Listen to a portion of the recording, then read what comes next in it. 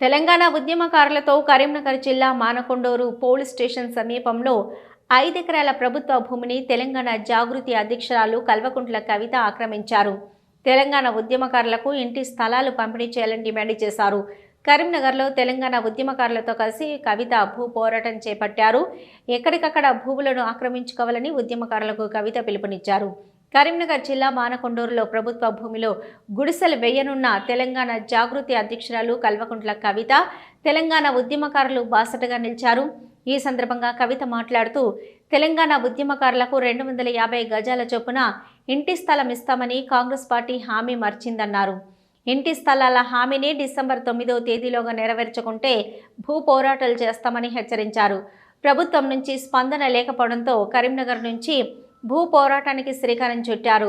భూ పోరాటం ప్రారంభించడానికి ముందు అల్గునూరు చౌరస్తాలో డాక్టర్ బిఆర్ అంబేద్కర్ విగ్రహానికి పూలమాల వేసి నివాళులర్పించారు.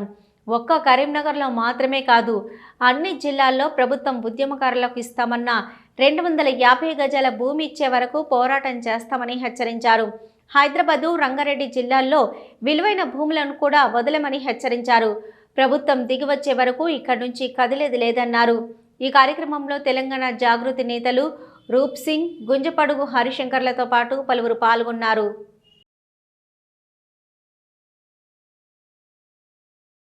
ఉద్యమకారులు ఫోరంగా ఏర్పడి వారి యొక్క డిమాండ్లను ప్రధానంగా ప్రభుత్వం ముందు పెడుతున్నారు. ఇవాళ కాంగ్రెస్ ప్రభుత్వం ఏదైతే 250 గజాల భూమి ఇస్తానని వాగ్దానం చేసిందో, ఏదైతే ఉద్యమకారులందరినీ గుర్తించి పెన్షన్ ఇస్తానని వాగ్దానం చేసిందో, ఏదైతే ఉద్యమకారుల సంక్షేమ బోర్డు పెడతామని చెప్పి వాగ్దానం చేసిందో, ఇవన్నీ కూడా ఖచ్చితంగా చేయాలి అనేటటువంటి ఒక డిమాండ్తోని ఇవాళ కరీంనగర్ ఉద్యమకారుల ఫోరం తరఫున కరీంనగర్ పట్టణంలో మరి దాదాపు 5 ఎకరాల భూమి ఇక్కడ ప్రభుత్వ భూమి ఉంటే ఆ ప్రభుత్వ భూమిని మానకొండూరులో మేము ఇవాళ ఆక్రమించుకోవడం జరిగింది. ఆక్రమించుకోవడం అనేటటువంటి పదం కావాలనే నేను వాడుతున్నా. ఎందుకంటే ఈ భూమి తెచ్చిందే, ఈ భూమి కొట్లాడి తీసుకొచ్చిందే, తెలంగాణ కొట్లాడి తీసుకొచ్చిందే ఉద్యమకారులు.